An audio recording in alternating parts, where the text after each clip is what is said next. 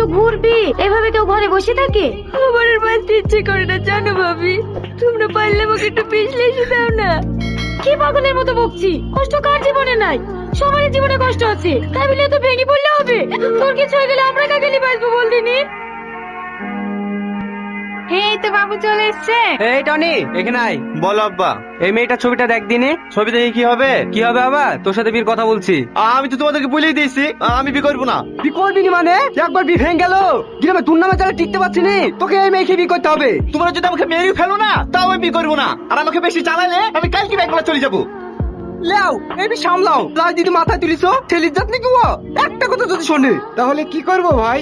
তুমি দিন ঠিক করো তো, আমি দেখছি। এই মেয়েটা রেফে ছিল নাকি?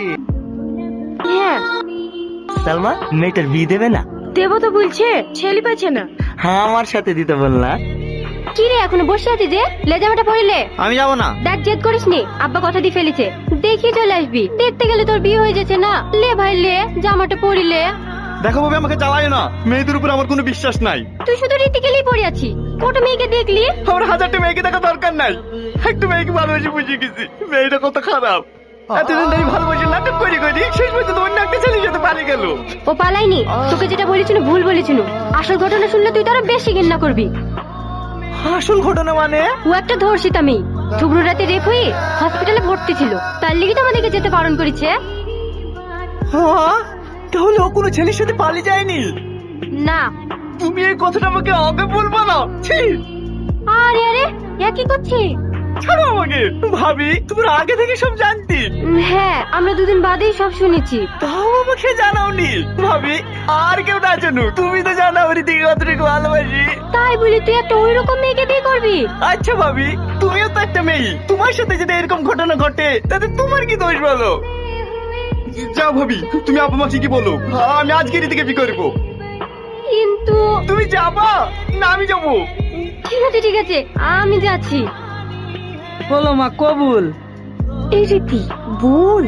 বলো কবুল। এই রীতি হ্যাঁ করছি কি নেই বল। বলো কবুল। আমি বিয়ে করবো না। বিয়ে করবে না মানে? বল কবুল। এই দাঁড়া। টনি তুমি? আমি তোমাকে বিয়ে করবো।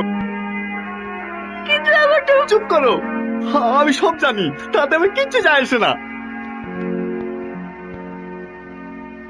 আবার কান্না করে, পাগলি কোথাকার। আরে বসেন বসেন মৌলানা সাহেব, পাত্র চেঞ্জ হলো তো কি হলো, বিয়ে এই আসলেই হবে। যাওয়া